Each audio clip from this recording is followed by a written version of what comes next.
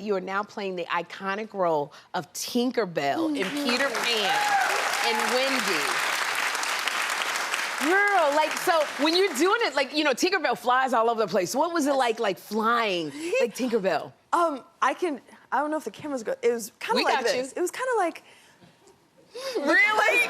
Because the incredible visual effects team realized my character was so small and I zip around so quickly that having me on wires trying to do that would have been a train wreck of just me like zipping around the screen. So what they did was I worked with them to coordinate what the top of my body performance would look like while I was flying, all this arm stuff, all me, all my body.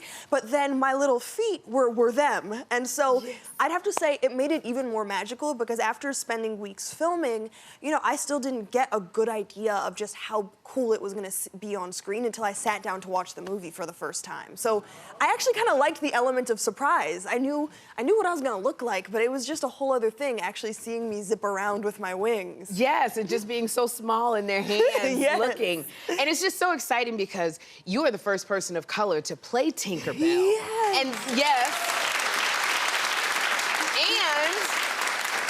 and it's like two things for young girls to watch, and your good friend Halle Bailey is the first Black woman to play Ariel in The Little Mermaid. Okay, so when you guys get together, do you just sit and go, oh my gosh, like, talk about, you're making history? It's surreal to be able to go on this journey with people I love so much because, I mean, I voted for Chloe and Halle when they were in the Radio Disney competition and we were like 13. And so, you know, I think I then met them shortly thereafter at like 14. We've been on Grownish together. And so I mean, for these, look at them. I mean, know. Just literal walking light. And Halle, I mean, that's a princess if you've ever met a princess. And so, I mean, yeah, I think we had a moment recently where we were on a panel together, and I think with all of the craziness, it was one of the first times where we got to sit and talk. And I think what's so cool is how obsessed we are with this idea of what we can do as two people a part of fairy tales. It's fun to do it like, yes, being the first and being the only one is very cool, but there's something special about there being a fairy and a princess, and there's about to be some superheroes that look like us in the world. I think that's what makes it even more impactful. Absolutely. Yeah. And I love watching you from here to here, and this is your year of just saying yes. What's that mean to you? So I just came out of my year of no. Okay. you have to do no's. You gotta go through your no's. So I just came out of my year of no, and that was more so me working on being discerning and asking for what I want.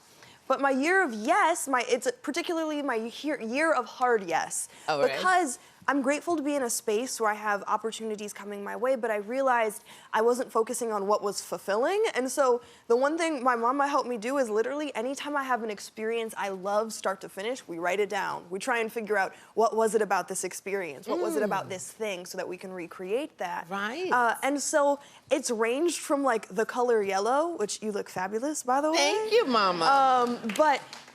To the fact that I love music and concerts and actively prioritizing those things because I don't know, I've always been a bit of a square, which is funny because that's just like, my parents are very, very much like go live your life, just be thoughtful in the world.